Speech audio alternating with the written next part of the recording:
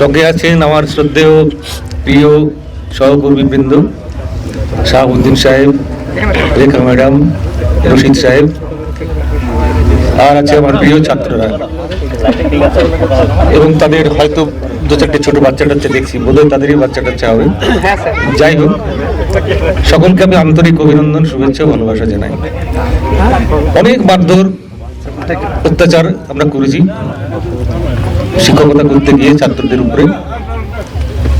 তখন তারা হয়তো রেগে বেগে আমাদের বিরুদ্ধে অনেক গালিগালাজও করেছে। আমি যখন পথে হাঁটতাম আমি জানি এতে অসুবিধা কিছু নেই। আমি জানি যে আমি যখন রাত্রিবেলায় হেঁটে হেঁটে বেড়াই, তখন ওই পাশ দিয়ে যেতে যেতে ওই কালিটা বলতো না, শুধু লি লি লি এরকম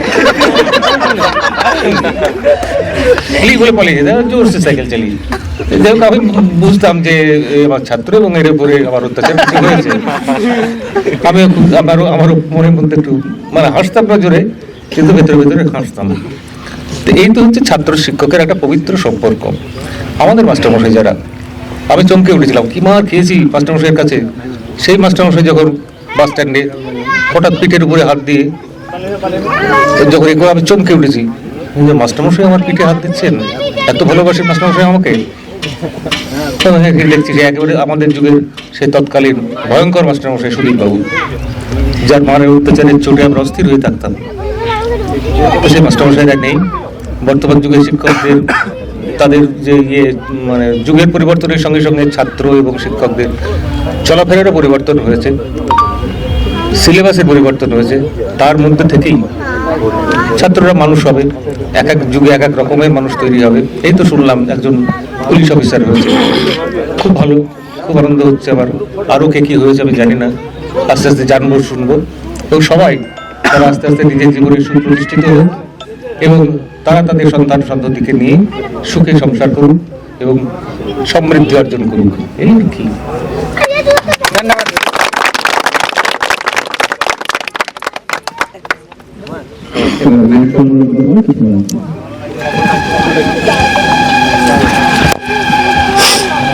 আমি এখানে আসতে পেরে এত আনন্দে বিহ্বল হয়ে আছি যে আমার ভাষায় প্রকাশ করার সত্যি ক্ষমতা নেই। তবে আমার প্রাক্তন সব ছাত্রদের দেখে আনন্দে আমার মুখ ভরে গেছে। অনেকে হয়তো স্মৃতির অতলে হারিয়ে গেছে, আর আজকে তাদের মুখগুলো সব আবার মনে পড়ছে।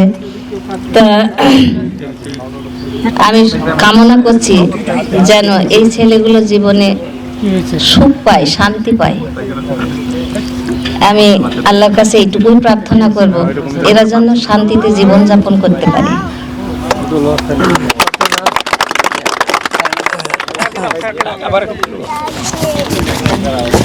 আমিও খুব আনন্দ ভোগ করছি যে আজকে আমি এই ছাত্রদের সামনে উপস্থিত হতে পেরেছি এবং তাদেরকে দেখতে পাচ্ছি, এবং যে আমার এই দীর্ঘ শিক্ষকতার বছরে প্রায় 39টা বছর, 39টা ব্যাচ হায়ার সেকেন্ডারি এবং মাধ্যমিক তারা এরকমভাবে বেরিয়ে গেছে।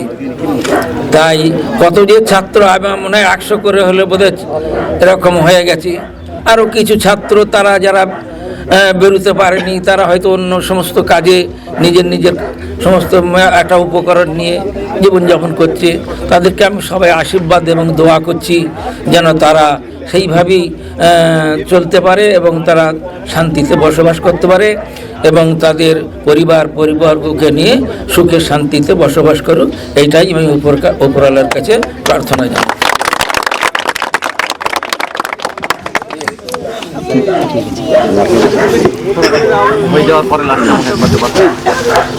ভালোবাসা ছাড়া তোমাদের দেওয়ার আর কিছুই নেই।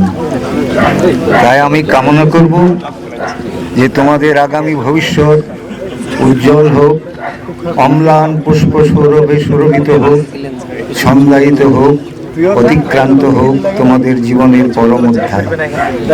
আর পাবো না ফিরে। এই যে আমাদের সেই অভিব্যক্তি, মাস্টারমশাই কালী ভট্টাচার্য আমার ছোট ভাইয়ের মতো অনেক কথাই বলেছে, খুব কড়া প্রশাসক ছিল, কিন্তু আমাদের খুবই ভক্তি করত, দাদা হিসাবে খুব ভক্তি করত। আমি ছাত্রদের ভালোর জন্যে বহু চেষ্টা আমার নিজের থেকে করতাম। ছাত্রদের ভালোর জন্য আমি অনেক অন্যায় কাজ করেছি, কিন্তু তাতে আমার গর্ব যে সেই ছাত্রটি পরে প্রতিষ্ঠিত হয়েছে। বিপর্যস্ত হয়ে গেছিল, সে পাশ করতে পারেনি, তাকে আমরা অনেক সাহায্য করেছি। তো এই ছাত্রদের এই জীবন আর পাবো না। এই শিক্ষকদের আমরা হয়তো অতীত হয়ে যাব। আমাদের যারা গুরুজন ছিলেন তারা যে কিভাবে মারতেন এবং কিভাবে স্নেহ করতেন দুটোই। হ্যাঁ, আমাদের পূর্ণবাবু ছিলেন, তিনি তার বড় শরীর নিয়ে আমাদের উপর অত্যাচার করতেন এবং কি গালও দিতেন,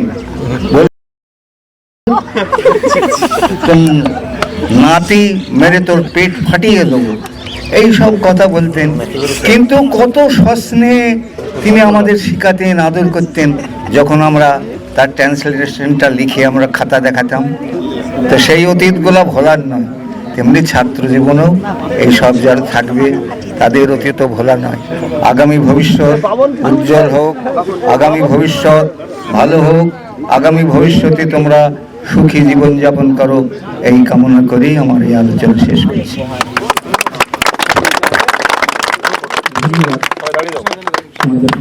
আমি এখানে দাঁড়িয়ে গেলাম।